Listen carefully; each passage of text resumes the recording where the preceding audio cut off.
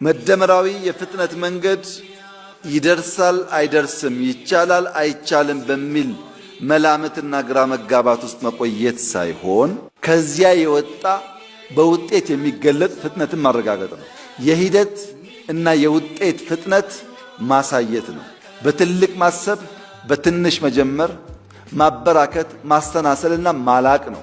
ከጊዜ ኋላ እንድንገኝ ያደረገው የሂደትና የውጤት ፍጥነት መጓደል ነው። ስላጊሽ የሆነ አካሄድ ከጊዜም ከውጤትም እንድንዘገይ አድርጎናል። ጊዜ ተሻግሮ አለማሰብ፣ ለነገ አለመዘጋጀት፣ ለትውልድ አለማቆየት። ሰርገኛ መጣ በርበሬ ቀንጥሱ፣ አስፋልት ከሆነ ሽሮ ፈሰስ። ጊዜን ማሳደር፣ ችግርን ማሳደር፣ ፕሮጀክቶች በጊዜ አለማጠናቀቅ፣ ሄዶ ሄዶ ለትውልድ የሚቆይን ወረት ማሳነስ ነው። በትልቁ ማሰብ፣ ከትንሽ መጀመር። ለምሳሌ ጽዱ ኢትዮጵያን የመፍጠር ግብ ከቢሮ ተጀመረ፣ ከተማ ተባለ፣ ወደ ሀገር እየሰፋ ሄደ። ኮሪደር፣ የበጋ ስንዴ፣ ሌማት፣ ግሪን ሌጋሲ፣ ሁሉም ኢኒሼቲቭ ጅማሮ አነስተኛ ነበር።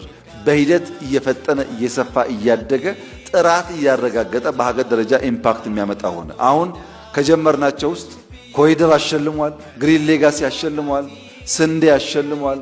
አብዛኛው የኛ ኢኒሼቲቮች በዓለም አቀፍ ደረጃ ሪኮግናይዝ የተደረጉና ሽልማት ያሰጡ ናቸው።